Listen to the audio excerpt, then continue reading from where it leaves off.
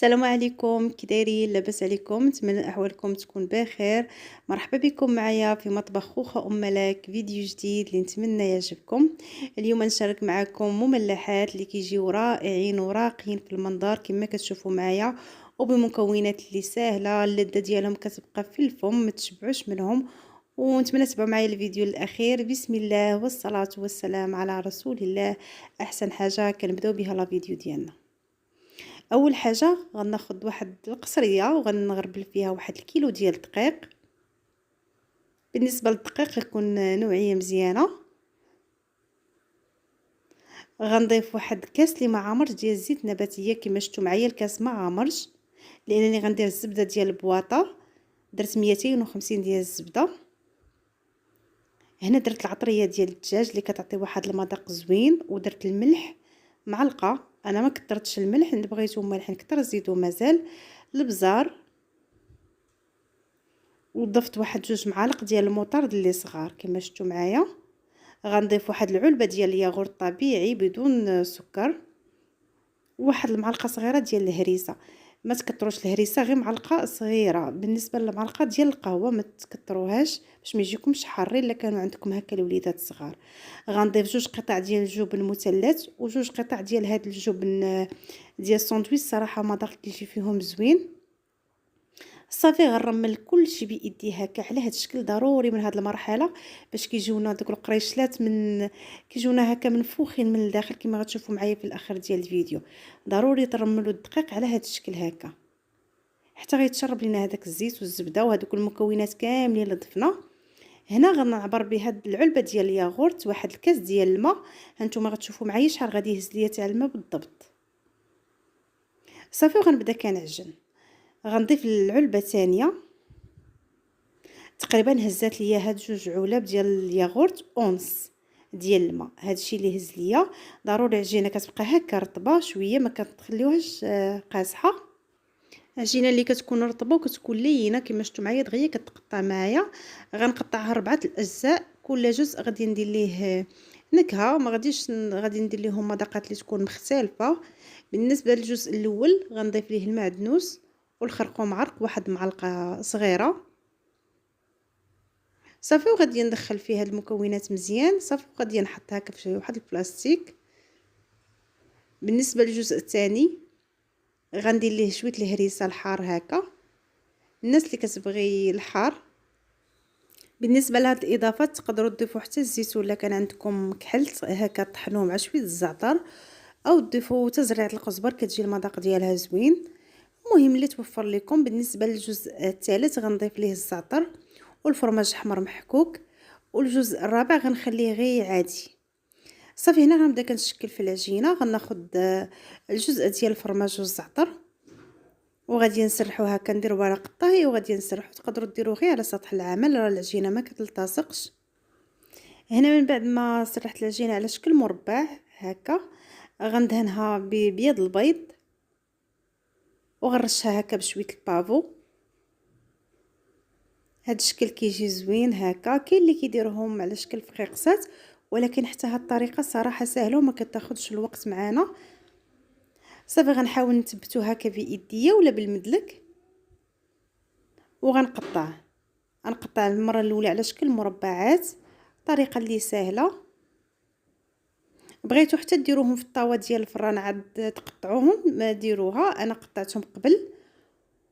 صافي ودابا المرحله الثانيه غنقطعهم على شكل مربعات هكا. من بعد ما غنشكلهم على شكل مربعات غنشكلهم على شكل معينات باش كيجونا هكا اشكال اللي مختلفه وكيجونا زوينين. صافي هنا الفران راه كيسخن. انا غنطيبهم في الفران ديال الغاز. كيبغوا العافيه اللي تكون مهيله والفران كيكون سخون باش كيطيبوا على خاطرهم وكيجونا مقرمشين. بالنسبه للجزء الثاني اللي درت ليه الهريسه غادي نشكلو حتى هو على شكل مربع كبير نفس الطريقه ديال الاول. وصافي وغنديرو هكا في الطاوه اللي غادي ندخل الفران وغادي ندهنو مزيان بابيض البيض وغنرشو هكا بشويه الزعتر. صافي وغنقطعو على شكل طولي الطريقه اللي غتكون واضحه، غيجونا على شكل صبيعات وتقدروا تقطعوهم رق من هكا. انا خليتهم هكا شويه عراض. صافي كنديوهم كاملين بنفس الطريقه وكنعاودوا نقسموهم على هذا الشكل. صافي هنا ملي كملتهم في التقطاع غادي ندخلهم وغنخرج الطاوه الاولى اللي دخلت. بالنسبه للمعينات كيجيو على هذا الشكل، كيجيو رائعين كما شفتوا معايا. كتخليهم هكا تحمروا، النار اللي تكون مهيله، ضروري تكون مهيله باش يتقرمشوا وما يتخطفوش لينا في الطياب. صافي دابا غندوز الشكل الثالث اللي حتى هو غادي نشكلوه غير على سطح العمل كما شفتوا معايا. العجينه ما كتلصق ما والو، سهله ورطبه ودغيا كتمشي معنا بالدلاك، ما كنلقاوش فيها صعوبه. صافي هنا مني شكلتها غادي نهزها وغنديرها على ورق الطبخ باش غادي ندخلها للفران. وبالنسبه للطاوه اللي استعملتوها بلا ما دهنوها ما والو، راه ما كيلتصقوش هما كاع في الطاوه لان العجينه فيها الزبده. صافي غندير غير واحد رشيشه هكا ديال الدقيق باش كتقاد ليا العجينه، وغادي ندهنهم حتى هما بابيض البيض اللي بقى ليا. بالنسبه لهذا الشكل غندير ليه الزريعه اللي كاينه متواجده هكا في عند اللي كيبيعوا لوازم الحلويات او اي عطار، راه تبارك الله ولات موجوده. وهاد الزريعه حتى هي ديال القرعه اللي كيجيو واحد المذاق زوين. صافي كنثبتهم هكا بالمدلك ضروري باش يثبتوا لينا، وغنحيد هذوك الاطراف باش كيجيونا مقادين، لان غنقطعهم على شكل مربعات اللي يكونوا صغار.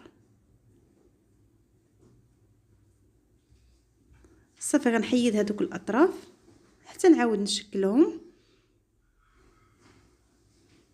وغندير واحد رشيشه هكا تاع البافون من الفوق.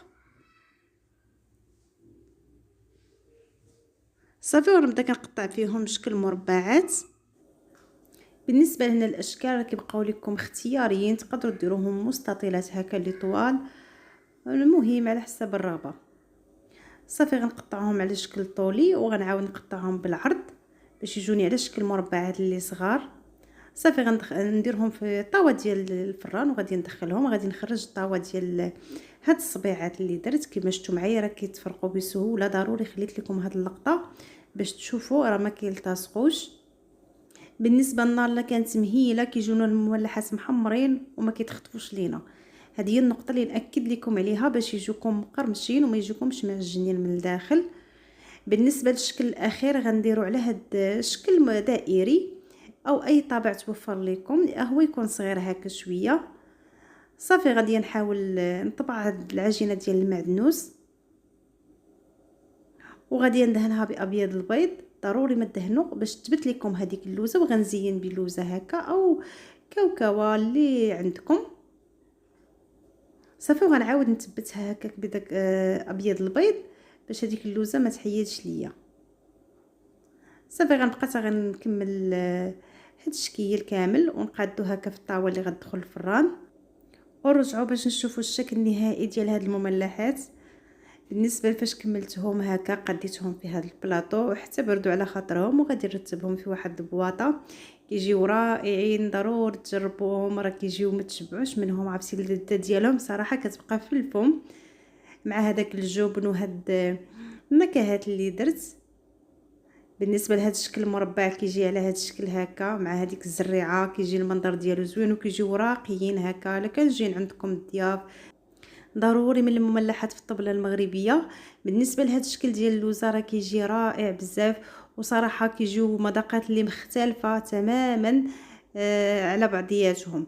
نتمنى تجربوا هذه المملحات، راهم مكونات اقتصاديه بزاف وساهلين دغيا كيوجدوا، ما كياخذوش معنا وقت بزاف، احسن بكثير من هذوك اللي كنبقاو ندخلوهم الفريغو هكا وكنعاودوا نخرجوهم. هذوك ياخذوا معنا الوقت، هادو ما كياخذوش الوقت. الطريقه اللي سهله، ضروري ما نسمعوا التقرمشه ديال المملحات ديالنا، يجيو مقرمشين.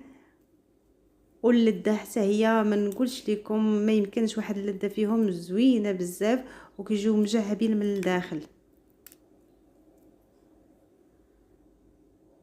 كما شفتوا معايا مجعبين. ما تنساوش الا جربتوهم ترجعوا للتعاليق وتخليوا لي تعليق زوين بحالكم، وشكرا لكم وشكرا على التعاليق اللي كتخليو في حقي. ما تنساوش ليا لايك باش يشوفوه ناس اخرين، والى فيديو قادم ان شاء الله.